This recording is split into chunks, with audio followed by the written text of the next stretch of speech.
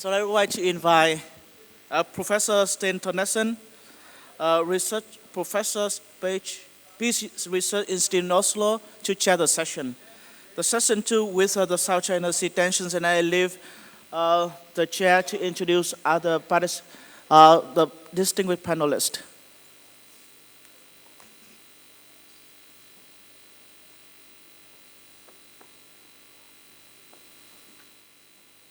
In the meantime, we would like to call on the participants go back to the conference room and please help me to close the door, and so we start the session very soon. Actually, it's wide awake.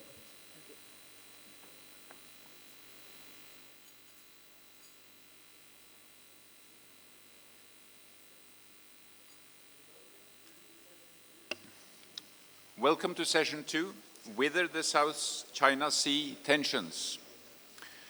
I would start by thanking the Diplomatic Academy of Vietnam and the Vietnam Lawyers Association for organizing this conference and for inviting us all. These have been a tremendous series of conferences, and I think also the program that we have today is very well composed. We started with the history. Now we will have an overview from perhaps mainly a security point of view. We will go into law, and then political economy, and then we return to security tomorrow. And one of the great benefits for participants in these conferences is the chance to bring together people who are experts in various areas who otherwise often meet among themselves. And for me, I think it's particularly interesting to have this combination of a legal approach to affairs and security approach, and look at that together. We have a panel which was supposed to be put together of all the main countries, and we will start with China, where Dr. Zhu Hailong would be speaking about South China Sea conundrum and Asia-Pacific order. I must try to urge every Chinese in the audience to step in the discussion afterwards, because he has unfortunately been prevented from coming. So the first speaker will be Gregory, who will speak in a televised address. After that, we will have Mr. Ivan Laxmana from Indonesia, Mr. Richard Javad Haidarian from the Philippines, and Dr. Chuang Min Huy Vu from Vietnam. So without any further presentation, I think I would like to give the floor to you, Greg.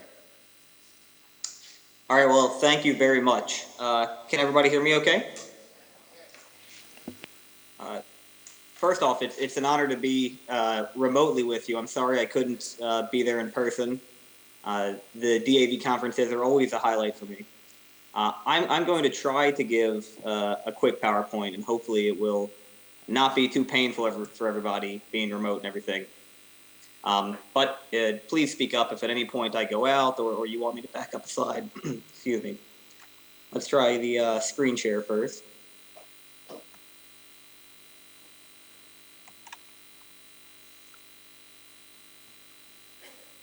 Can everybody see that? Oh.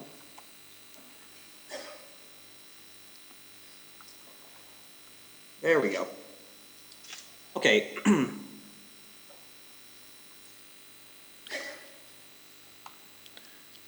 My presentation, I'm going to focus specifically on the situation we find ourselves in now at the end of 2016, and what I think we should expect over the next 6 months or 1 year. So as the backdrop, we're all aware of the details of the July 12th arbitration case, I'm sure, and there will be others today who will speak to more of the specifics. But what I think was clear was that a lot of folks in Washington and in regional capitals expected that in light of the ruling, we would see greater tensions.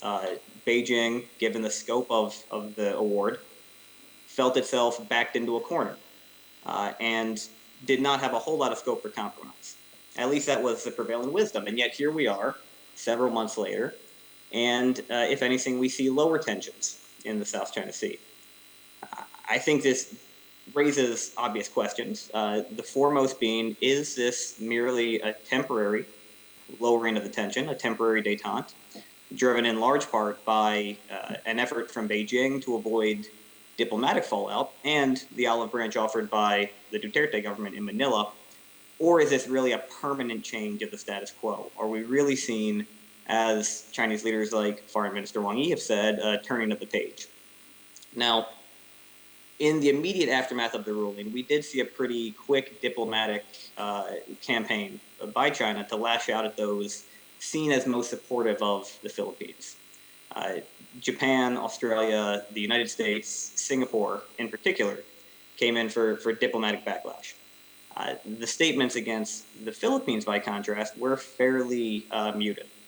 And this was in large part thanks to President Duterte's decision to not pursue a loud, boisterous policy, not try to rally international support against Beijing, not to pursue it at the ASEAN ministerial meeting with any real effort, not to bring it up really in the East Asia Summit.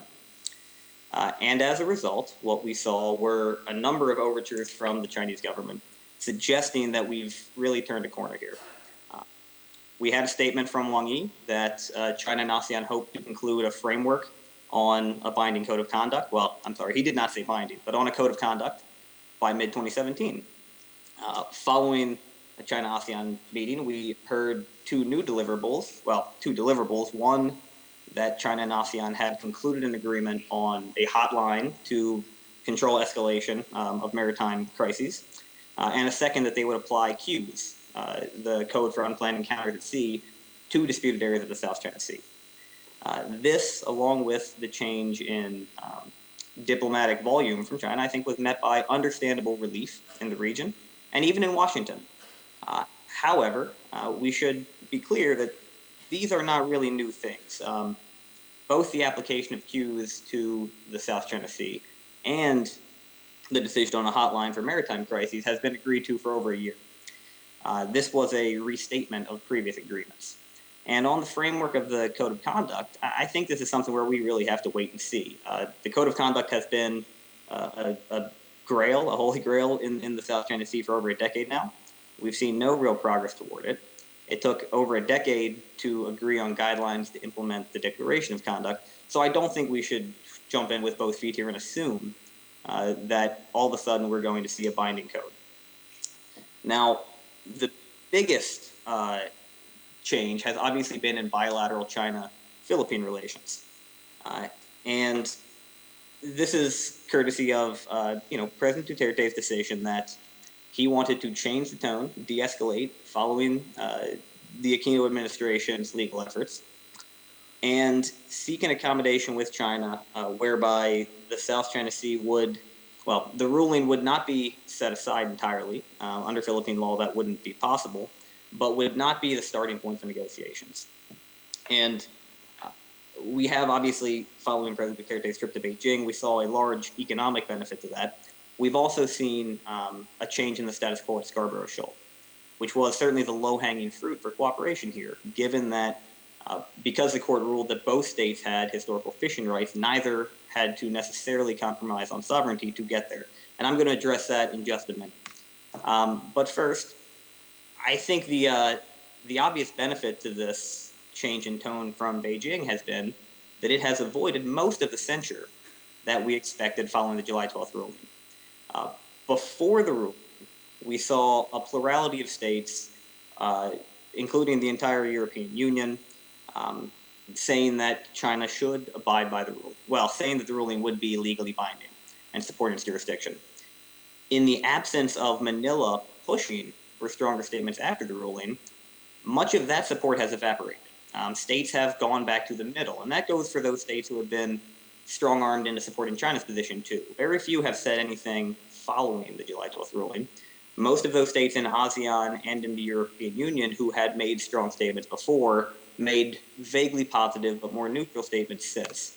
And that also becomes clear when you look at the graphic of the map here, where you see most of the red has disappeared and a lot of the dark blue went light blue. The big missing piece here, I should say, is Russia. This map was made before President Putin's statement in support of China, so I would add one more red to the post-arbitration. But the overall victory here for Beijing is clear. Even if either this government in Manila or a future government decides it would like to bring up the ruling again forcefully, it will never get international attention in the same way it had on July 13th. It clearly lost an opportunity to rally national support. And that was a very conscious decision, it seems. If that was the gamble that the Duterte government wanted to make, so be it. But it was clearly to Beijing's benefit. We'll skip that. Now, on Scarborough Shoal, this is clearly being trotted out by the Duterte government as an enormous victory, as a return to a pre-2012 status quo, in which Chinese fishermen had, or Filipino fishermen had unfettered access to Scarborough Shoal. That is not the case. But first, I think it's important to point out, as these images show, that Filipino fishermen have not been entirely barred from Scarborough Shoal since 2012. With regularity, they have been operating around the reef and over the top of the reef using small vessels with China's forbearance. What has been clear is that Beijing has blocked access to the main channel into the reef, prevented access to the lagoon by anyone but China. And you see that one red dot in the southeast corner. That is the small Chinese Coast Guard vessel that has been at anchor more or less for 4 solid years. Now, if we jump to September this year, what we saw is that after the ruling, this status quo of the last 3 years had changed. China increased the number of ships it had at Scarborough Shoal, and it began preventing any and all access by Filipino fishermen. That did change following President Duterte's visit to October. But as you see the side-by-side here from October and a May shot pre-ruling, this is a return to the status quo that existed for most of the Aquino government. It is not a return to a pre-2012 status quo. And it also, for a lot of Filipino fishermen, and perhaps for the sustainability of South China Sea fisheries, comes a little too late. These blue dots that we're showing here in an image from early 2015 are Chinese chopper boats, these small vessels that dig up the reef at many places in the South China Sea to harvest giant clams. And the damage that they did at Scarborough Shoal to well over half of the shoal can be seen here, the exact same spot on the reef and a before and after. Now, if one assumes, as the Ministry of Foreign Affairs in Beijing has said, that nothing has really changed at Scarborough Shoal, that fishermen are operating at the forbearance of China in some kind of gentleman's agreement, then one does have to ask how sustainable this is. And perhaps it will continue. But we also have to be prepared for the idea that this is merely an olive branch offered to a Duterte government who has been very friendly to Beijing and sidelining the United States.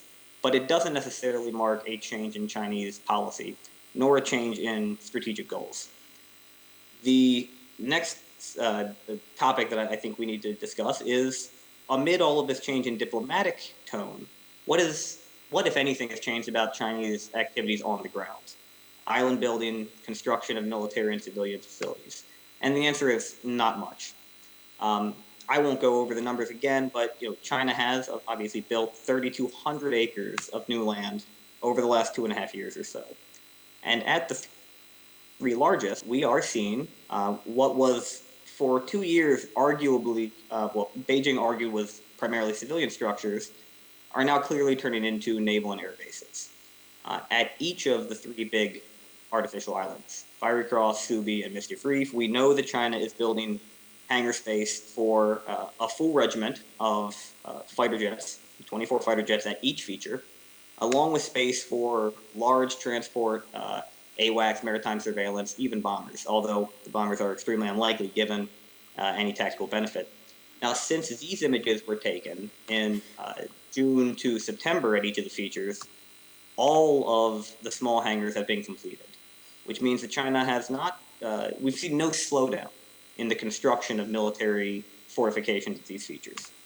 And at each of the features, you see highlighted here unknown structures, 4 of them at each feature. We're still not willing to go on the record to say what exactly these are, but they are clearly defensive in nature. These are the markings of a military base, perhaps with dual civilian use, but a military base.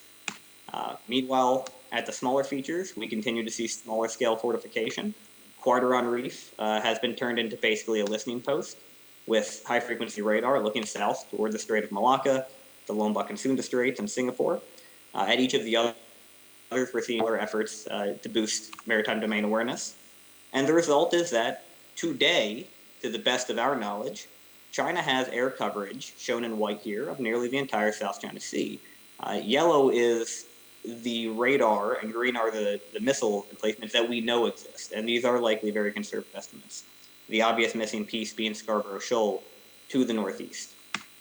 Now, none of this is to say that China is not just building these facilities for leverage or a rainy day scenario, but it is to say that what we've basically seen is a change in diplomatic tone, restatement of diplomatic initiatives that have already been agreed to, verbal outreach and monetary outreach to the Philippines, and no change in construction on the ground or in Chinese claims. If you read any of the statements from the Ministry of Foreign Affairs in the 48 hours following the ruling, it's clear that China has not actually clarified, nor is it willing to clarify any of its claims or change any of its goals in the South China Sea. So while we hold out an olive branch here, offer Beijing an off-ramp, it's important to recognize that the evidence suggests what we're seeing here is a temporary reprieve in escalation, much as we've seen year after year over the winter months, especially for the last 4 or 5 years. Now, I will quickly jump through these because these are likely nothing new. They're relatively small-scale construction of other claimants. What I do want to focus on is the response from everybody except for the Philippines. If you've looked at the news, Indonesia is talking about joint patrols with Australia, talking to the Japanese. We have Singapore agreeing to P-8 flights by the Americans. Vietnam continues to modernize its military. It's in increasingly close security ties with Australia, with Japan, with India, with the United States. And at the same time, Vietnam continues to build on at least 10 of its features. The most important of which would be Spratly Island. Now, given the size and technology that Vietnam uses to reclaim these features, we are not seeing a race with China. What we are seeing is a response, an effort to establish minimal maritime domain awareness and the ability to defend these facilities. At Spratly Island, which was formerly the shortest airstrip in the Spratlys, Vietnam has roughly doubled its size, and it appears it is going to continue to build this out. Before this construction started, early this year, Spratly Island could really only host small civilian prop planes. It can now, or once this airstrip is done being paved, it will be able to host almost any plane in the Vietnamese Air Force. The only exceptions being its largest patrol and transport aircraft. At the same time, it is building 2 relatively large hangars, which presumably will be used for maritime patrol. Obviously, there is nothing being built here to suggest permanent or rotational military deployments. No jets, no fighters, but what Vietnam does want to do is keep an eye on what China's doing. Greg, might be time now for consider rounding off soon. Yep. Well, so the story that I think this tells us is that despite the approach that perhaps is being taken in Manila, other claimants, Vietnam included, are waiting to see but preparing for the worst, assuming that what we're going to see in the next 6 months to 1 year is a return to the core tactics that have characterized the last 6 years. And with that, I'll wrap it up.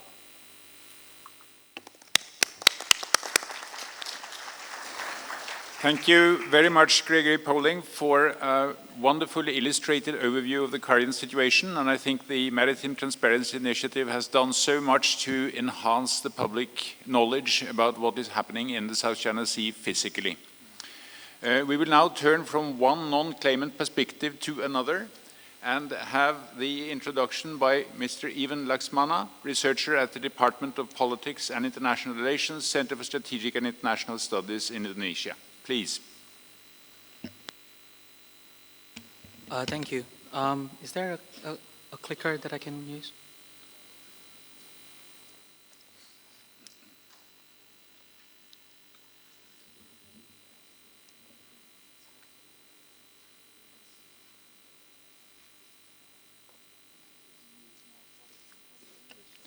And you will be with us, Greg, also for the whole panel, so you can take questions afterwards like the others here.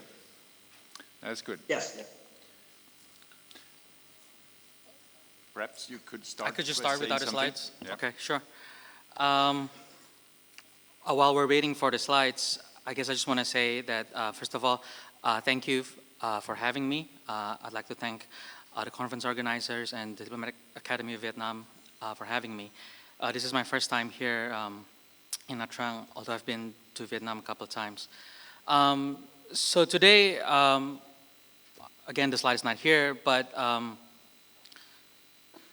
today I'd like to speak a little bit about the perception of Indonesia as a non-claimant in the South China Sea, and think about the different ways in which kind of the recent developments with regards to Indonesia's position and, sorry, thank you, and the domestic political, sorry, let me just get this out of the way.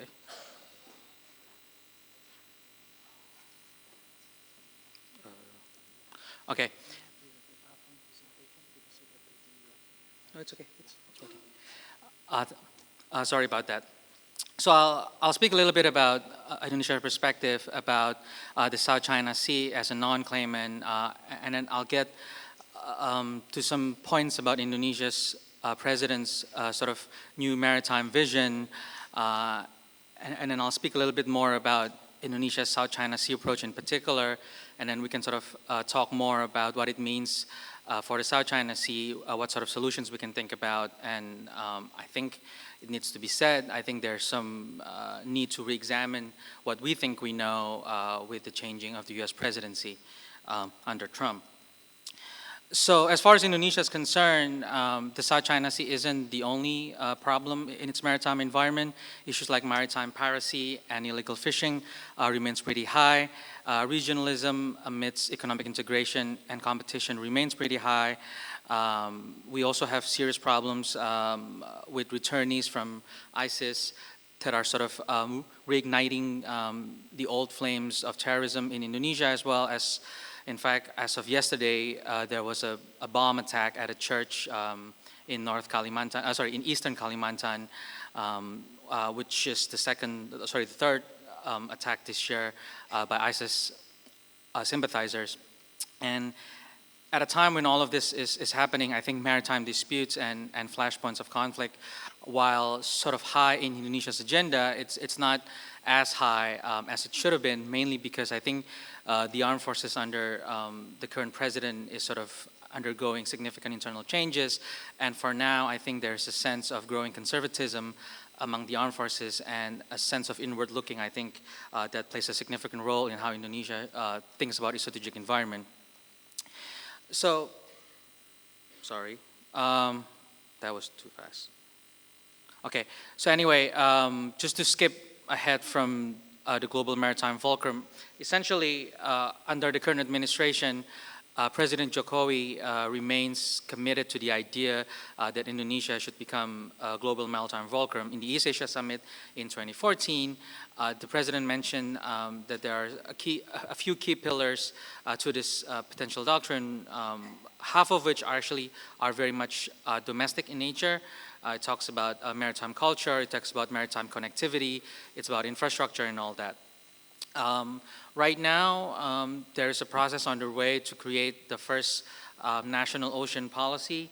Right now, the draft is completed. It's supposed to transform the 5 pillars into 7, and it has an accompanying 77 priority programs. In case anybody's wondering, President Jokowi is very much deeply Javanese, and 7 is a pretty good number for a lot of Javanese. So that's still ongoing. It's supposed to regulate all of the maritime governance space. It's supposed to tell us which areas to patrol and all that. So that's ongoing.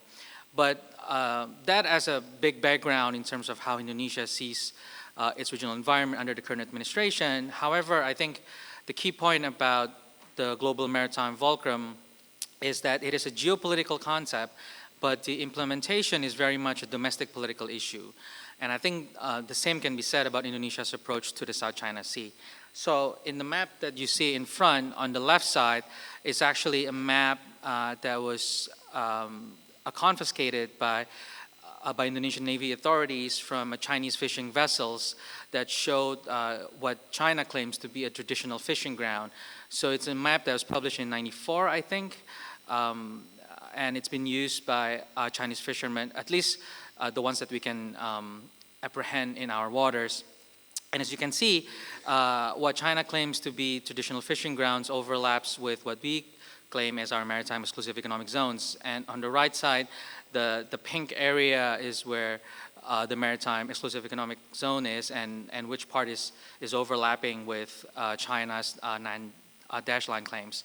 So while issues of sovereignty with regards to Indonesia's islands are not in dispute, I think both Beijing and Jakarta acknowledges that the islands are indisputably ours. I think the waters surrounding the islands are not firm. But from Indonesia's point of view, as long as there's no specific coordinates in which China makes its claim, we would continue to deny that there is such a claim, and therefore we ignore China's claim.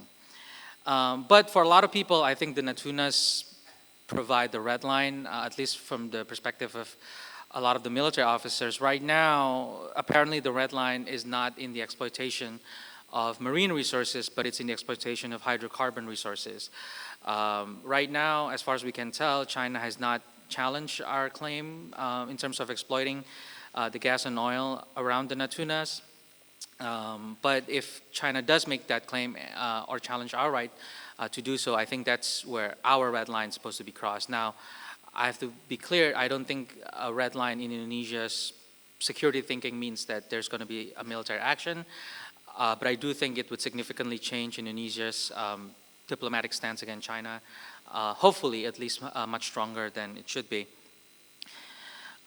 So essentially, under the current administration, the approach of Indonesia on the South China Sea has always been a kind of a diplomatic default, that we are a non-claimant, and because of the non-claimant, we are trying to be an honest broker between the claimants, at least within the context of the ASEAN-China framework. As Greg mentioned earlier, we still believe in the idea of the code of conduct. Now, I think the notion of a non-claimant is problematic for strategic reasons and not for legal reasons. I think legally speaking, Indonesia is correct that we are a non-claimant, but as far as diplomatic strategy goes, it presents the image that we're not as assertive as we could be, and we're not leading ASEAN as we should. And in the few incidents in the last 4 or 5 months, I think there's a huge inconsistency between how Indonesia has been behaving with regards to the Natunas and the South China Sea. In the incident in March in which a Chinese Coast Guard actually rammed its own ship within our waters, because the initial arrest happened in the exclusive economic zones, but then the ramming incident actually happened a bit closer to the internal waters. This whole event created a big debacle in March, but a few weeks later, it was resolved. And it was announced to be resolved by the cabinet secretary literally after a visit from the Chinese Communist Party delegate to the presidential palace. We don't know what happened to the ships, aside than it's supposed to be processed under legal terms, but we don't know what happens because the political leadership declares the problem to be done. The same incident happened in May, in which the Navy this time, instead of the Fisheries Task Force, the Navy this time also arrested another ship in May. The idea at that point was to legally prosecute the fishermen and put the ship up for detonation. Indonesia has been exploding more than 150 foreign ships caught illegally this year, in the last 2 years. But at the last minute, the ship from China was taken from the list as well. The same incident happened again in June, but this time I think Jokowi made a symbolic show of force by actually coming into the Natunas aboard the same naval warship that fired on the Chinese fishing vessel and held a cabinet meeting without actually mentioning whatsoever that the same week, a Chinese foreign ministry actually claims that we have overlapping maritime rights and interests in the area. But right after such a symbolic show of force, the position that we put forward after the ruling on July 12 was actually very bland. It was essentially a sentence statement that essentially boils down to, a call for restraint, respect for international law, and that's it. There was no mention of the ruling in particular and all that. So what explains this inconsistency? I would argue that actually the response to the ruling is embedded within the larger approach to the South China Sea, within the larger approach of Indonesia against China in particular and to the foreign policy establishment in general. I think in the last 15 years or so, after the end of authoritarian rule, the foreign policy making system has not been thoroughly reformed. So foreign policy remains a presidential affair. With China, the historical ambivalence of China has always been there. It's always on the background, especially with regards to economic attachments and the role of ethnic Chinese Indonesians in our society, as well as the violence against them. So a lot of these sort of structural features, I think, are always on the background when Indonesia thinks about China. But when it comes to the foreign ministry in particular, I think there is this tunnel vision that everything in foreign policy, including with China, has to be done multilaterally and through international law. And I think this creates a problem because it doesn't allow them a flexibility and different ways of thinking to engage China beyond through ASEAN. And with regards to maritime security governance in particular, the problem with the inter-bureaucratic infighting is that on the security side, Indonesia has about a dozen overlapping maritime security agencies, from the Coast Guard, from the Fisheries Task Force, and the Navy. The operational argument from the Navy has always been the Navy doesn't have enough capacity to patrol the waters 24/7, so they take turns with the Coast Guard and with others. The Coast Guard in itself, I think it's a new creation, legally speaking, since 2014, and it's very much understaffed, and they don't have the same training as the Navy with regards to standard operating procedures and all that. And this is a problem because in the incident in June, before Jokowi's visit to the Natunas, China actually launched a protest against our engagement of their fishing vessels, and for the first time actually played the victim card with us and said that we are actually, Indonesia is the one who's actually breaking international rules of engagements by firing at Chinese fishing vessels. But I can get to that later on during the Q&A. But the response to the ruling in particular, the lacklusterness, I think, number one, it's because the president himself doesn't really care about foreign policy, nor does he understand the nuances of regional diplomacy. So he doesn't have a serious stake and interest in foreign policy as much as the last president. And this allows key ministers inside his inner circle who is more inclined to see China as a source of infrastructural loans and economic engagement to play a much more significant role than they should have. And the third problem, I think, when the president doesn't care, the key ministers outside of the foreign ministry cares more about engagement with China. The relationship, I think, between the foreign ministry and the foreign minister in particular with the current president hasn't been as ideal as it could be as well. So I think all of these factors came into play, and which is why you see a huge inconsistency and incoherence with regards to the South China Sea. But that being said, what sort of solutions should Indonesia propose? Right now, to be honest, as far as Jakarta is concerned, there is no other regional tension mechanism solution other than the COC. And I think this is particularly needs to be said because I think the impression that ASEAN should solve the South China Sea is also mistaken because ASEAN wasn't designed as a dispute resolution mechanism, but the COC process was designed as a regional tension mechanism. So I think there are three different issues. One is about escalation and de-escalation going back to 2009. Two is medium-term regional tension mechanism, and this is where ASEAN comes in. And then the third is the long-term dispute resolution. And that, I think, has to be done bilaterally, as UNCLOS would say. But when we think of multilateralism, whose multilateralism should we push forward? I think right now, because of the overlapping issues and areas of multilateralism in Asia, I think there is a growing realization in Jakarta that maybe it's time to think about a functional differentiation between the different institutions. So the East Asia Summit is more for the high political and security nexus. the ADMM Plus for sort of the more traditional defense issues, the ASEAN Regional Forum for the non-traditional security issues, and APAC for regional economics. But with the TPP being effectively dead, with Trump being in power, we should discuss to what extent does this revive China's plan for an FTAP or with RCEP. I'm in favor of actually reigniting the discussions on RCEP. Should we expect a changing balance of power? I think not, and I don't think Jakarta has the ability to change the regional balance of power anyway, especially if it's through multilateralism. Just going on very quickly now, I'm in favor of actually that Indonesia should abandon its non-claimant position. So some key takeaways, I think the maritime fulcrum remains a domestic political issue and lens, despite it being a geopolitical concept.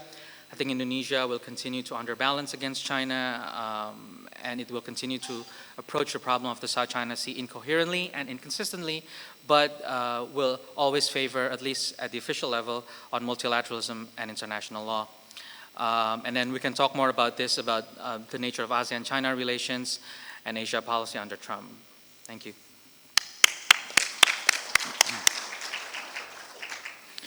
It's tempting here, Richard Javad Hedarian, just to insert a word about structure and agency, because when you talk about Indonesia, you can explain much of Indonesia's policy with the national interest and permanence and structures, bureaucratic impact. But the changes in the Philippines, they really challenge our idea that structures determine foreign policy. So I'm very much looking forward to hearing what you have to say about shifting sands. Could I make it here? So yes. That, all right. Ciao. Buenos dias. Good morning, everyone. First of all, let me apologize if ever I'm not at my best this morning. I just came from New York and together with Ellen. So also wanted to apologize to some of you who have attended my previous presentations on the Philippine foreign policy. I think this is my 10th international conference presentation on Duterte and the Philippines, which says a lot about international interest in the new Filipino president.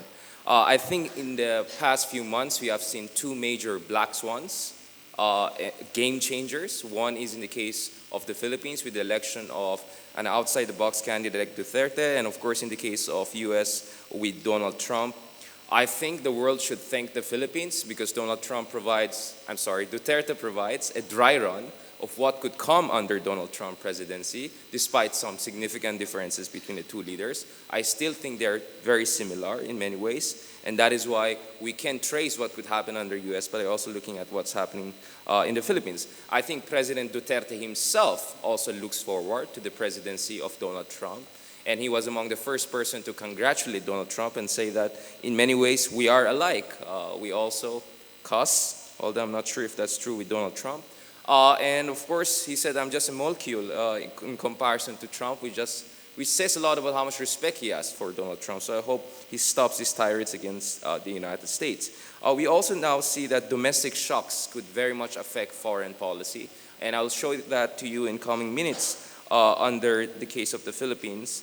And I think Duterte is also important for us to understand what could come under Donald Trump, because the debate right now is what kind of Donald Trump are we going to see in the coming 4 years at least. Is it going to be the art of the deal negotiator Donald Trump, who's pragmatic and wants to find peaceful solution to the problems, or is it the aggressive bully and the agitator that we saw during the campaign period? Is my PowerPoint prepared already? I have a PowerPoint actually. Okay, I thought that was supposed, okay. There was supposed to be a PowerPoint. Let me do it without a PowerPoint. Are you sure I didn't send it? Okay. All right.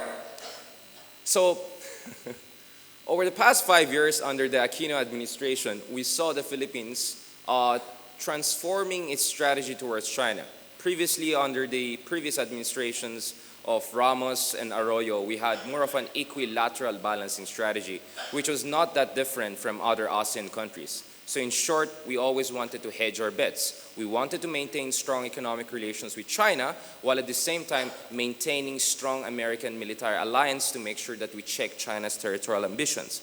But under the Aquino administration, beginning in 2012, with the Scarborough Shoal crisis, we saw the Philippines adopting a soft counterbalancing strategy, whereby the Philippines became the most open critic of China, at least in the ASEAN, and became the first country to file an arbitration case against China. As many of you know, the arbitration outcome was much better, at least from the perspective of the Philippines and like-minded countries, than expected.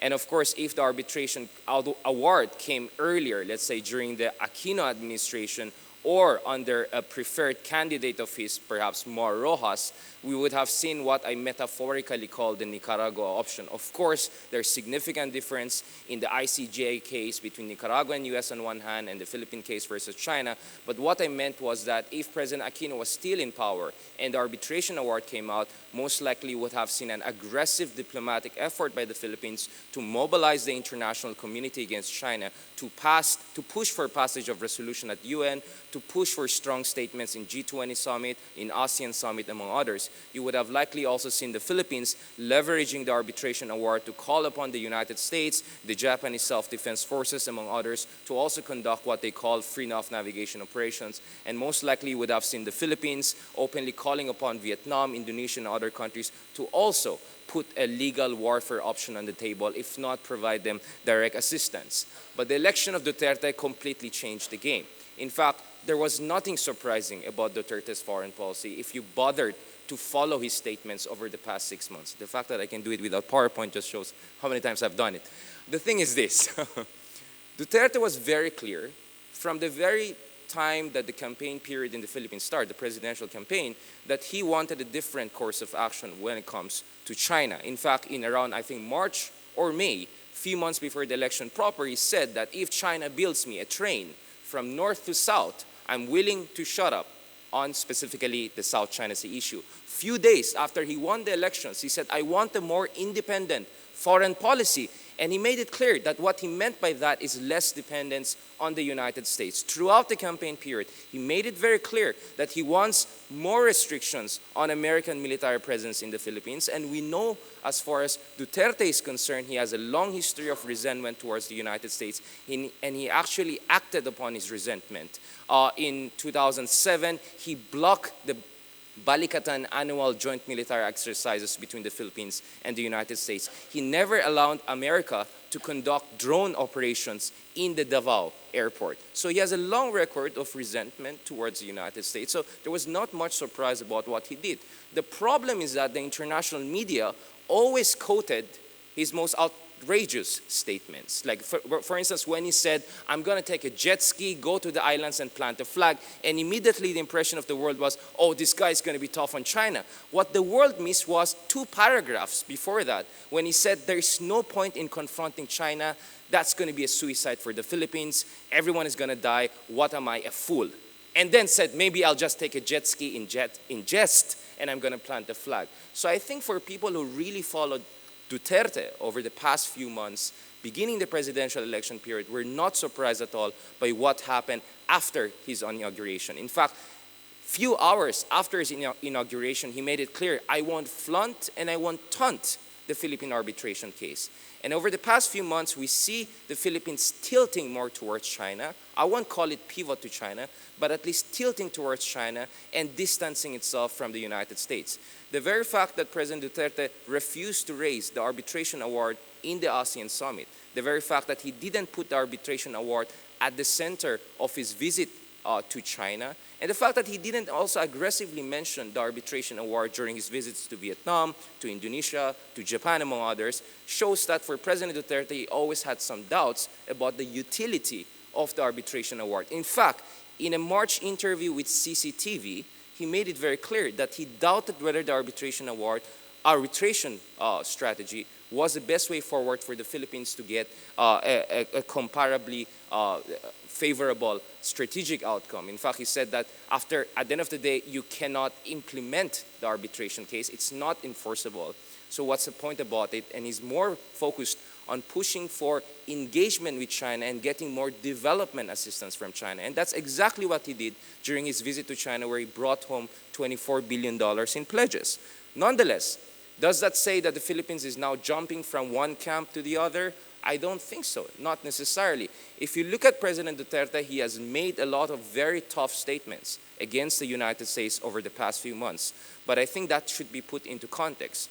First of all, we know that he has a history of resentment towards the US. There's a rumor that his visa was rejected in 2002, and there was a so-called Meiring incident in 2002, whereby FBI agents can just come into Davao and take out a person who blew himself up inside a hotel. So there was already this history of resentment, but I think one of the reasons he was also engaged in tirades against the US was because the Obama administration very explicitly criticized his signature policy of war on drugs and his human rights record. So I think his tirades was also a calibrated way of deterring US from further challenging his #1 signature policy and threatening him with possible retaliation or other measures.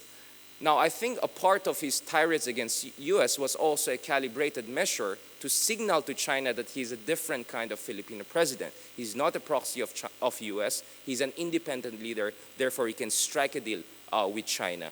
And so he was trying to project independence so that he increases his credibility in any kind of bilateral negotiations with China.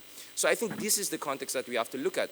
But up until today, after 3 months of tirades against the United States, after threatening to kick out American special forces from Mindanao, after threatening to scrap bilateral security agreements with the US, after threatening to end all joint exercises with the United States, so far we have not seen any confirmation that any of the security agreements with the US will be scrapped. So far, in fact, there has been a new batch of American special forces entering Mindanao, and so far we have seen that balikatan or bilateral exercises will continue. I think what Duterte is willing to do here is, as part of a grand bargain, he may renegotiate certain parameters of Philippine-US relations. Probably, he will not give additional access to Americans under the Enhanced Defense Cooperation Agreement. Speaking of Subic, Clark, and Oyster Bay, which have not yet been opened up. Most likely, he will end any kind of offensive or amphibious exercises with the United States in the South China Sea. And if I'm not mistaken, actually last week, he made, I think there was already, that was already translated into policy. So we may expect some slight downgrade or renegotiation of parameters of relations with the United States, but that doesn't necessarily mean that he's going to sever ties with the United States, because he has at least 2 problems, or I would say 3 problems. One is that if he severs ties with the United States, then the Philippines has minimal leverage when it deals with the giant with China. Because the problem in any bilateral negotiation is that when you have a big country like China and a small country like the Philippines, any bilateral engagement will be on China's terms. So you need a backup of US. The second reason is public opinion. Duterte is a very popular person. He has an 80% approval rating. But the US last year had a 92% approval rating. And later surveys suggest that US is still a very popular country. So if he severs ties entirely with the US, and that will have implications for the Philippine economy, that will have implications for migration from the Philippines to US, that could have impact on his political popularity. And the third factor, I think the most important factor, is the Philippine security establishment, which I think among all ASEAN countries is the most entwined with and dependent on the United States. So I think President Duterte realizes that he cannot sever the ties even if he wanted, because he faced these very serious obstacles. Nonetheless, the problem is that as far as reaching out to China, there could also be a ceiling. As Gregory a while ago mentioned, Philippines and China already have some sort of an arrangement in the Scarborough Shoal. So in the Scarborough Shoal, we have seen a provisional arrangement whereby Filipino fishermen are allowed, if I'm not mistaken, even enter the lagoon in the Scarborough Shoal, based on certain reports that I have seen. But the problem is that this is an informal agreement, and there's no assurance that China will give long-term concessions to the Philippines in the Scarborough Shoal. The other problem is this, which I think is a more serious problem, is this. Not only is public opinion against China, the Philippine security establishment is also very suspicious of China. And above all, the arbitration award in July made it very clear that Philippines and China do not have any overlapping exclusive economic zone. So if the Philippines and China legally have no overlapping exclusive economic zone, and China is claiming majority of the Philippines exclusive economic zone, where do you get the compromise here? And a lot of Filipinos are expecting the country to move forward with exploration and exploitation of potentially hundreds of billions of dollars of fishery resources and oil and gas resources within the Philippines exclusive economic zone, including the Reed Bank. And if China will not give the Philippines any long-term concessions, any formal agreement in the area, it will be very difficult for Duterte to maintain his tilting towards China, to maintain this engagement with China. And it's very possible after a year or so, Duterte will have to recalibrate his foreign policy and hedge back to the United States. Especially if his popularity goes down, sometimes you need to rally around the flag in a very anti-China country. But I think the elephant in the room, and I'm going to wrap this up, and I look forward to the question and answer portion, because we can go on forever on this issue, is the elephant in the room is not ASEAN, although I disagree with my friend Ivan. I think ASEAN is the obligation of ASEAN to make sure at least we have a robust crisis management mechanism in the South China Sea. And the very fact that ASEAN even failed to mention the Philippine arbitration case and never showed significant amount of support for the Philippines under the previous administration says a lot about how the ASEAN is losing its way and not stepping up to the plate. I think the elephant in the room is not also China. The elephant in the room, without a question, is the United States. What kind of US are we going to see under Donald Trump? In the past few days in New York, I saw nothing but protest every other day. We're going to see a much more polarized US most likely. And we're going to see a United States that is more focused on its internal problems.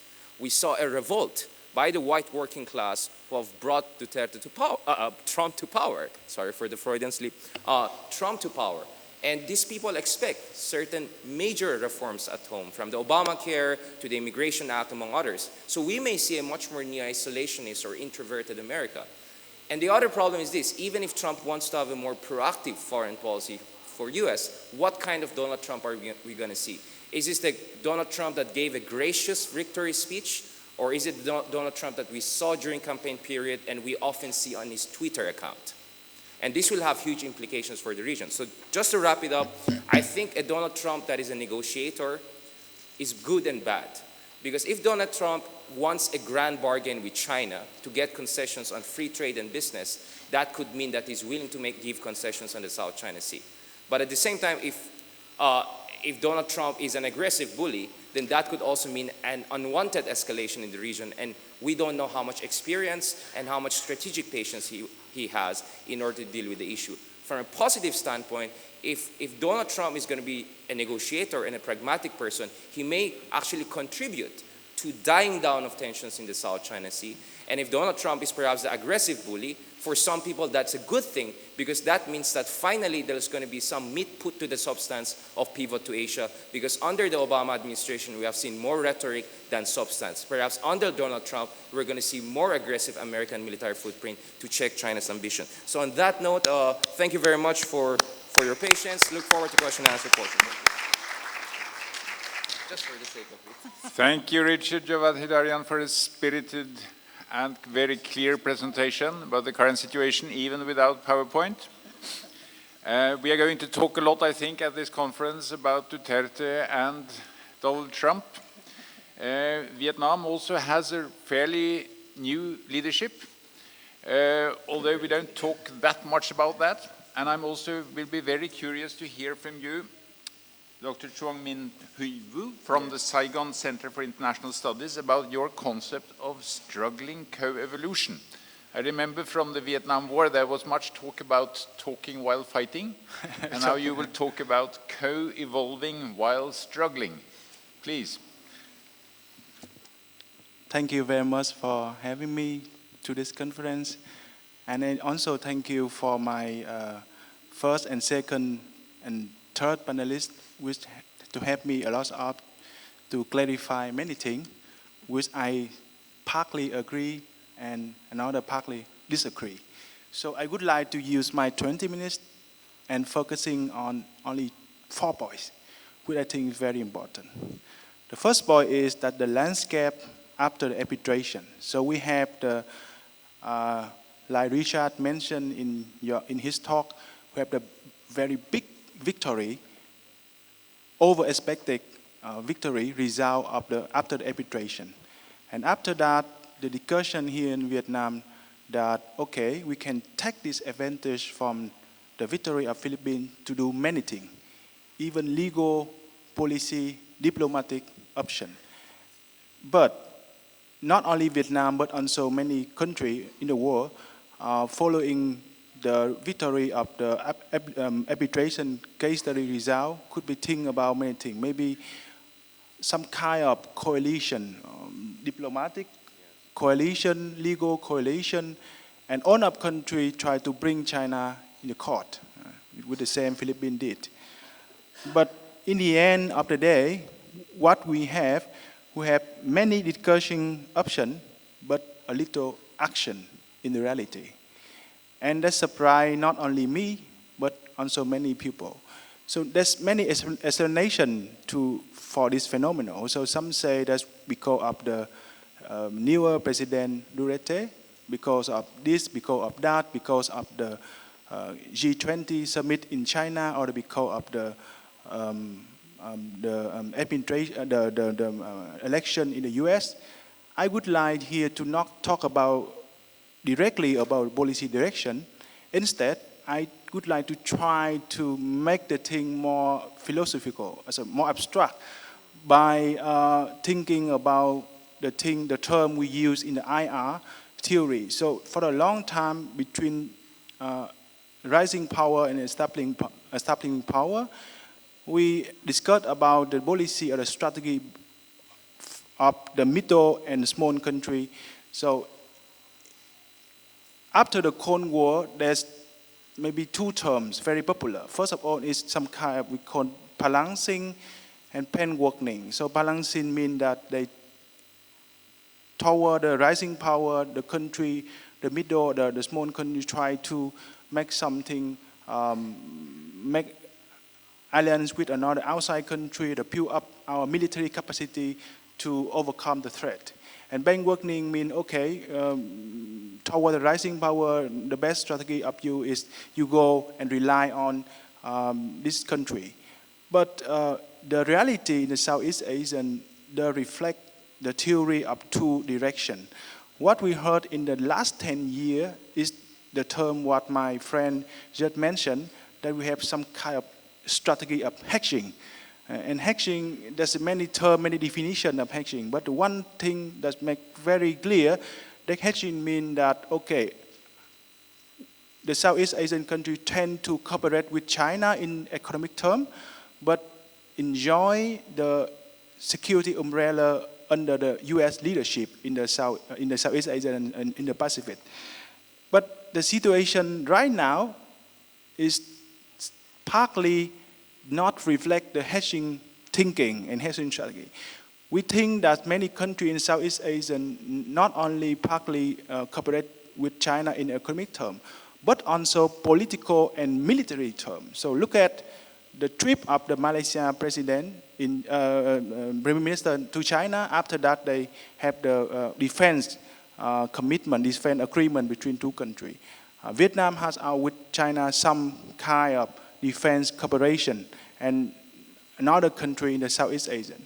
That means the hedging term, it means that, okay, China is economic choice for Southeast Asian, and US is the security choice is over.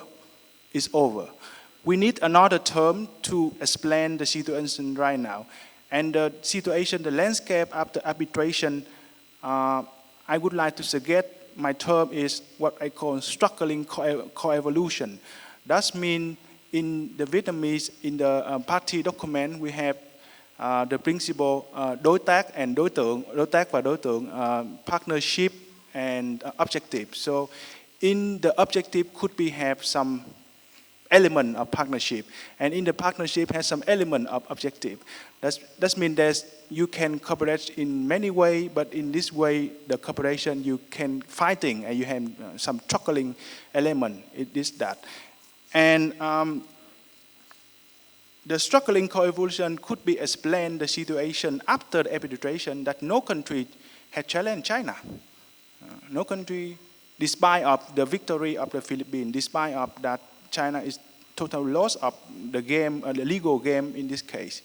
And the reason for the country to opt the struggling coevolution, my explanation is that because of the regional power shift is still lacking in terms of negotiation. That means between China and US is still negotiating on the regional order, how the regional order look like. They could make negotiation in many terms. They could make negotiation in terms of economy. Look at the TPP, look at the RCEP, look at another free trade agreement, bilateral and multilateral free trade agreement between US and Southeast Asian country and China and Southeast Asian country. They could make negotiation between the area of influence between two big powers. Is the South China Sea the area of influence of the China, or and what kind of area of influence China could be do that in this area? They could be making negotiation about the principle or the way in which they deal in this area. There's many things that two countries to negotiate is still negotiating, and until now there's not clear regional order between two great power.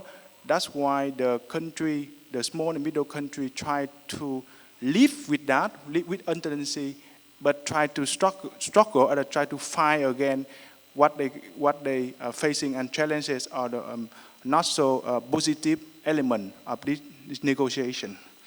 And based on that, I come to my final and my last point about Trump. It's not only about that's the updating, but also because we talk about negotiating a regional order between countries US and China, we have to imagine or make conclusion or make some prediction about Trump foreign policy, and especially focusing on Southeast Asian and South China Sea. So until now, there's many speculation on the Trump's foreign policy path. But there are three things. I think there's inclusion. First of all, that he could do everything in foreign policy decision-making process. The check and balance mechanism in the US is not allow him to do that. Second one, he will stop and cancel all of things what the Obama administration did. I think this is wrong assumption, and it's not reflect the reality. And the third one is, from my understanding, the most important thing, that we could now see and draw the conclusion, predict the future policy option of Donald Trump. Until now, every day we heard many policy recommendations, many people talk about the policy of Trump to the US, mean to Indian, mean to NATO, and all things. But I'm not very clear based on what, and based on from what is the position, what is the standpoint to the people to talk about this policy option with very gladly or ungladly. So I suggest that we have two ways from methodology to talk about policy direction in the future. First of all, we base on the historical experience, what the people or what the party did in the past. And this comparison between Donald Trump and Ronald Reagan is one thing that people talk much about that. But Donald Trump is not Republican. He's not a member of Republican. And that's why this is the thing that we should consider very seriously. The second one, that we base on some kind of analytical framework to think about that. And the analytical framework here, I mentioned that after the Cold War, and basically after the Iraq War in the US, the discussion about the RAND strategy in the US go to two directions. The first of all, that they call deep engagement, continuing deep engagement, is the term created and proposed by three scholars in the leading scholars, John E. Camberry from the Princeton. They say, okay, US should be engaged in the past and go to everywhere and make the commitment as the world police. And another term comes from the professor from the MIT, Barry Poulsen, when they say, okay, there's time for the strategy of restraint. This is the RAND strategy of the US. That means the US should be limited not only the capacity, but also the area of activity, and focusing on only in the area, only in the issue where they can see that the national interest could be threatened by actors, by things, or by whatever. And the discussion about retrainment and the deep engagement should be, the first step for our serious discussion on the future direction of Trump foreign policy, even in the South China Sea. That means we should think about that if Trump say that he could do in terms of that he limit the involvement and activity in the war, then the strategy of restrainment is the way in which they should focus on 3 or the 2 or the 4 things, which is very important thing. And that means that the South China Sea is not the thing that we think about that they could be ignored or they could be not important based on the calculation. And with that, I will end up my presentation, and I welcome all my feedback and questions. Thank you.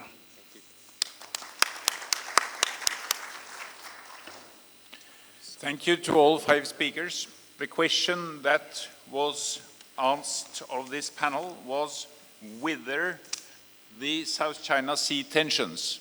There is not much I've heard from the speakers that makes me look for a positive answer to that question. But I remember that there was an earlier period where tensions actually withered, even in the time that I have followed the South China Sea, and that was after the declaration on the conduct of parties. You had a kind of 6-year period there with very little tension in the South China Sea. So I think that declaration was a major achievement in itself. But one of the problems was that it was not followed up constructively with cooperation afterwards towards some kind of viable arrangement in the South China Sea, and then we saw tensions starting again. So perhaps the main question we could ask is, under what conditions could we see a lasting withering of tensions? I now open up to questions and comments. We have 20 minutes. Please be brief. Please introduce yourself first, and then I will arrange for 3 or 4 questions at a time. Please, first you. Frank Umbach, Director of the Research of the European Center for Energy and Resource Security in London. Working myself for 20 years almost on the South China Sea, and had been involved for over 10 years also in the seascape processes. When you compare those discussions we had 10, 20 years ago and compare the discussion today, the question for me, and this is a question to all 3 panelists, is I can fully understand their explanations of the positioning of their countries and leaders, be it for domestic policies or struggling within finding a common position within ASEAN. But what worries me looking from outside is more very fundamental and general questions which is often not being addressed at all. And that is related to the rejection of China, and maybe not of China, in respect to UNCLOS and the law and the international law. Because it boils down at the end whether UNCLOS per se, and even international per se, has a future, if it's totally rejected. So what is the future of UNCLOS? And that goes far beyond the region here. What is the impact on international law? Is it still a basis for international relations? It is damaged. And even that goes further. The question you need to answer too in conferences like this is, what will be the future regional order, or even what will be the basis of international relations and the world order if international law is being rejected? So this is an issue which, again, is just one dimension, but it's, for me, looking from outside, something which is not being reflected at all. And you need to answer that question, at least for the regional order. Yes, thank you, Frank Umbach. Please remember that there are 4 speakers up here, also Greg Polling, who I see down there. And also your extremely important question I see as a main key task for the next panel after lunch. I saw some hands down here too. Please.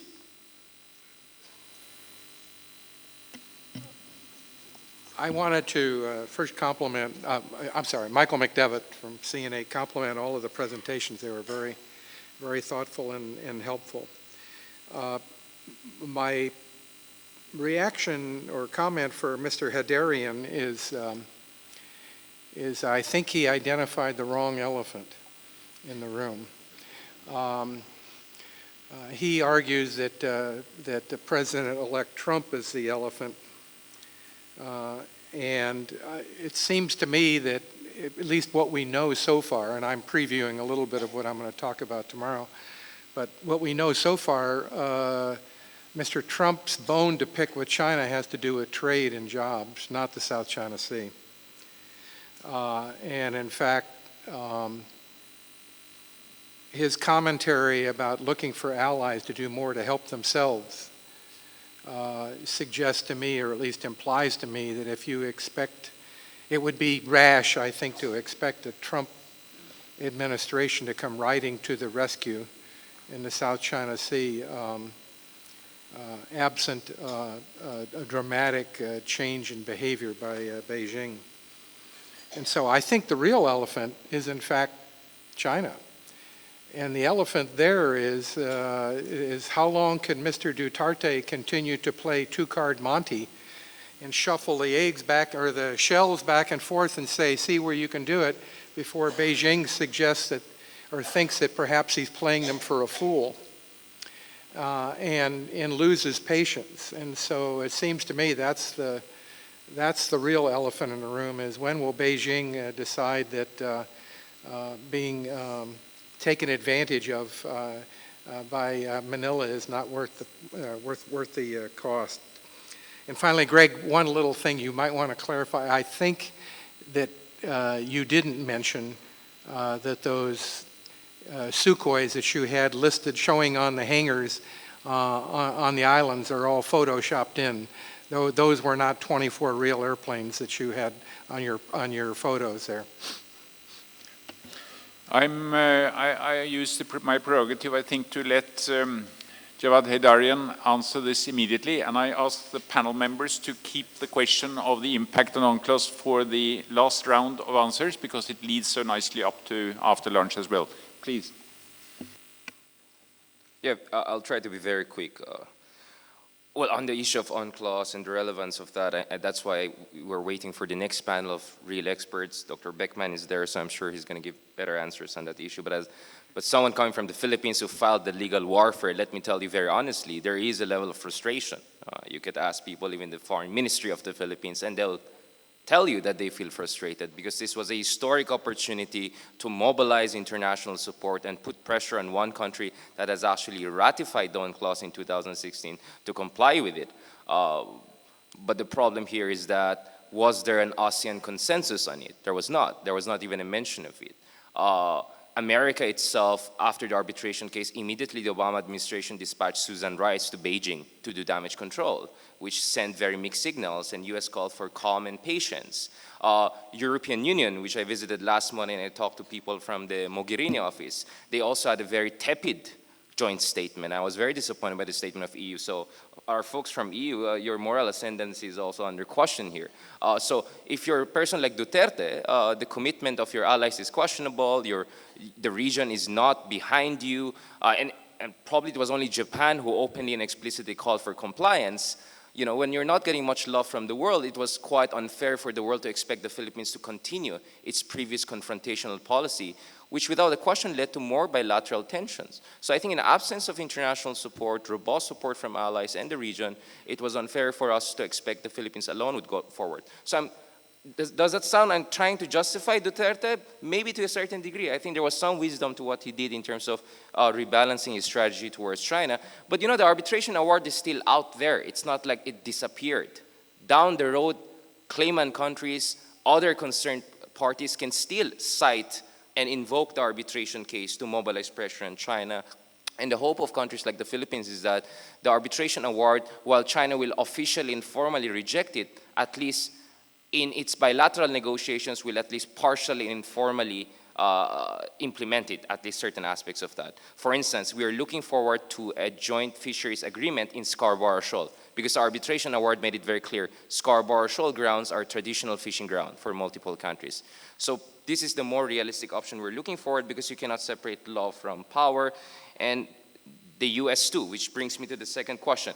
I try to be provocative for a reason, because I know that everyone says that China is always the elephant in the room, but I think when you have such an asymmetry of power between China and smaller claimant states, US, without a question, is the best hope that a lot of smaller countries have to check China's ambitions in the area. But you have now a new president in the United States who's saying, I'm more concerned with grand bargains with great powers like Russia. And our fear is exactly that when it comes to China, he may get certain concessions from China on free trade agreements, on bilateral investment deals, and in exchange, he may give certain concessions on South China Sea. And clearly under Trump, there's a fear that we're going to move from multilateralism and international law, which was the focus of the Obama administration, to more unilateralism and grand bargains between great powers. So this is the thing that we're worried about. So that is why I said the elephant in the room perhaps for the coming few months is Trump, not China. Thank you. We will have 3 questions now, and we start with Song Yanwei. Thank you, Yang Hui Song from Academia Sinica. I would like to thank Director Greg Pauling to being with us. I know it's 1:15 a.m. in Washington, D.C., but thank you very much. The question to you very briefly. The first question is, any possibility for President-elect Trump to drop the freedom navigation program? I will put it differently, where he continued to send warships to carry the freedom navigation operations. So that's the first question. And second question, do you have any satellite photos regarding the 4 structures built by Taiwan on Ituaba? And we know that those photos, satellite photos, are very, very expensive and very difficult to get. Is any possibility for you to clarify the sources of those satellite photos? Did you pay any money on that? But thank you. Thank you. And we move down here. There are two questioners down there. Thank you, sir. My observation is also directed to Richard. Richard, I thought you made an excellent presentation in which you tried to sort of explain at least you try to bring in a degree of coherence to what President Duterte is trying to do. But the sense is that in this era of strongmen, where there is not just President Duterte, there is Trump in the US, there's Prime Minister Modi in India, there's many other strongmen, Abe in Japan. Foreign policy is being dictated by the personal preferences of these leaders, right? But as opposed to Philippines, in the other states, there is a sense that the institutional structure is strong enough to rein in these really strong personalities, and that foreign policy as it plays out appears to be more coherent, and it does sort of appear to be a continuity of past policies. The danger, as I think Admiral McDavid was trying to point out, and he was saying that the big elephant in the room might not be the US, because in the US, despite the fact that Trump came in on an anti-establishment agenda, he might actually have establishment figures in his cabinet. But in the case of Philippines, this is a precedent that is not being controlled in any ways by anyone. He's completely whimsical, and the whole foreign policy establishment is being held hostage by his whimsicality. Now, the danger to smaller states is that if Asia turns predictable, there might be a whole maritime pivot happening in Asia towards China. And not just Southeast Asia, but even South Asia is going to be affected by it. Even India's policies with regard to the South China Sea and the Indo-Pacific are going to be affected by what happens in Philippines, because that might really open up a Pandora's box, and every small nation in Southeast Asia might actually pivot towards China. How do you explain this? Thank you very much, Mr. Ambit Singh. And then we go to Bill, and you start by introducing yourself. That will be the last question before we leave the panel to answer. So Bill Hayton, Chatham House in the UK. I'm going to try and be optimistic. Okay, I start with the premise that fundamentally, as I've explained, from a Chinese perspective, all of these features are naturally Chinese territory, so therefore the logic is for continual advance from China. However, I think that starting from the oil rig confrontation in June 2014, one can see a change in Chinese approach. China hasn't tried to drill for oil on the wrong side of any lines since that oil rig episode. Since the ruling, we've seen Philippine fishing vessels going back to Scarborough Shoal. It's a step towards compliance with the ruling. One can assume that China isn't going to pull out of Mischief Reef, so it's going to remain in violation of that part of the ruling. So the big question really is going to be about fishing. What are Chinese fishing vessels actually doing on the ground? Where are they fishing? Are there going to be ongoing violations of the ruling on that case? But I think one can make a case for compliance and optimism. So my question is, do you think I'm a naive fool? I think since you were relatively short, we take one more from the one who was behind you there. But you must be very brief too.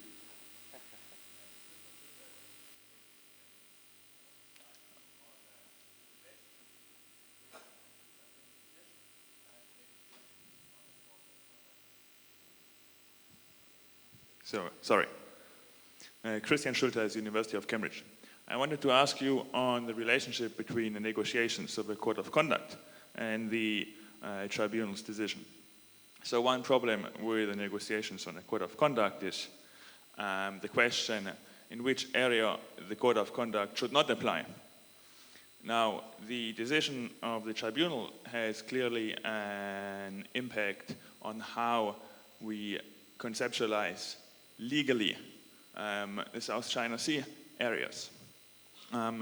So my question kind of for Professor Heydarian is it possible for kind of the Philippines to have a position that telling the Chinese, look, if we don't get a code of conduct, we will press forward with the arbitration, arbitrations award, so to have kind of a bargain over here, or will the legal side act independently of that possible bargain due to kind of a reconceptualization of the Spratly Islands? Okay, Heydarian, you got the question? Yeah, yes, don't answer immediately. I just wanted to hear that I'll you be had very heard it. quick not now. to cheat with time. So sorry to the translators. I know they... It's not your turn. I'm sorry. You will be last on the panel. And we turn to Greg now. But just one thing, Greg, that the sound here does not very well take your voice, your dark masculine voice. So if you speak distinctly when you now address the questions that have been asked to you. And don't take too much time because we have only 6 minutes for the full panel. Okay, can you hear me okay? Okay, on Donald Trump, anything you can imagine is possible. It is entirely possible that Donald Trump is more confrontational with China. It's entirely possible that we see an isolationist U.S. It's entirely possible that we see responsible advisors circle around a Trump presidency and maintain some degree of policy consistency. It's going to be months, at least, before we have any clarity on especially something like South China Sea, which Donald Trump has given no indication he's really thought about, nor has any of his advisors, outside of the economic realm, and especially outside of the economy vis-a-vis China. Trump has no real Asia advisors, so this is completely up in the air. I will say I don't have a lot of hope that Trump presidency will be committed to preservation of a rules-based order. So inasmuch as the FON program is not about military deterrence or showing the flag, it's about defending international law, I don't have a ton of optimism. On the Taiwan question, on the question of the structures at Ituaba, yes, AMTI has satellite imagery of those. We actually published a satellite image that showed those in the spring after my visit to Ituaba. Just nobody paid much attention until the news broke that Google Earth had updated their photos and the Taiwanese press ran with it. I don't know exactly what they are, just like we don't know what the defensive structures at the Chinese islands are. But the most we can say is that they're pointed vaguely toward the biggest commercial lanes through the South China Sea. Thank you. And thanks a lot to you, Greg. Even a couple of sentences from you. Yeah, just very quickly on the UNCLOS question. Yes, UNCLOS took a hit. No, that's not equal to the rejection of the entirety of UNCLOS and international law. I think we need to have a more nuanced understanding of what we mean when we think about what the ruling means, because the problem with the SES isn't just about who's right or wrong under international law. I think it's a question that's larger than that, and it's about who gets to shape the regional order.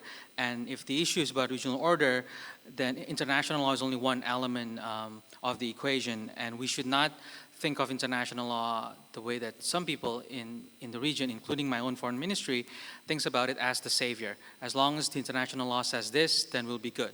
I think international law in itself doesn't have independent power outside of what the states can and are willing to do. And therefore, I think at the end, a lot of the questions about the SES isn't just about international law, but it's about to what extent I think the regional leaders think about how they want to negotiate a new regional order. And unfortunately, I think for Southeast Asia, a lot of the older generations, the ASEAN founders generation, have come to pass. And they have most of the geopolitical notion of what the order should be. Thanks. Thank you. And then you, Chong Min Hui, Vu. Thank you very much. I have three quick points. First of all, I think that for a long time, we blame that the lacking of political trust that's the thing that we cannot cooperate with each other. And then we have some kind of framework, legal framework, based on the arbitration result of the arbitration. And now this is something of minimized basis for talking about the future cooperation between countries. And if some country reject on that, I question which one, based on what you can talk about political trust, if you reject and minimize of the base thing of cooperation. The second point is this is the linking between the result, the award, and the code of conduct. There's many things in the arbitration awards. For example, the award say that no geographic features in the sparkly island could be qualified as an island, and this is reduce the overlapping between countries in the area. And based on that, we can think about the code of conduct further on in the area where already has ratified. And and maybe the last point, Richard mentioned a very interesting thing we have maybe forget that the trip of Duterte to China and then 24 billion, to Japan 19 billion, and he planned to go to South Korea, India, and Russia. Maybe the next trip of him, the end of the trip is the US. And that's why, so this is a long game, not to make the calculation and first in the game beginning. Thank you. Nice suggestion. And Richard, David, I've saved the grand finale for you, and you have half a minute. Jeez, okay. Obviously, we are in the age of populism, and you have these strong men emerging around the world. But we have to make a distinction between xenoskeptic and xenophile strongmen. Abe and Modi are more the xenoskeptic, while you could say people like Duterte are more in a xenophile. So that's one thing. The second thing is that some of these strongmen have been more successful in reigning in the establishment. The very point of being a populist and strongman is to demolish the establishment and to weaken the institutions of government. And that is why for some time, some of these strongmen will be bogged down in internist and domestic warfare. In the case of Duterte, he's doing it simultaneously. He's changing the foreign policy and the domestic landscape simultaneously. Is this sustainable? I don't know. Probably under Trump, we'll see a similar. Because in the case of Abe, he first consolidated the LDP control over the parliament, and then he moved on towards changing the foreign policy. Lastly, on the COC issue, the question, when China openly rejects the arbitration award, it's very hard for ASEAN to negotiate with China as COC based on that arbitration award. What we can do is, at least among some ASEAN claimant countries, we can have a COC among ourselves which is consistent with the arbitration award. But I hope that first of all, Vietnam and Malaysia also support the arbitration award, if not file similar cases, so that at least we clarify what is the legal reference point for our code of conduct of at least dealing with us. So I think first ASEAN should do a COC among themselves, more consistent with the award, and then let's see what we can do with China. I think that's more realistic option forward. Thank you. I hope that you, Greg, do not have an early breakfast meeting tomorrow. We want to thank you for staying up, and we thank the whole panel, and the rest of us will go to a full hour lunch at the Cookbook Cafe on the first floor. But first, give the whole panel a hand.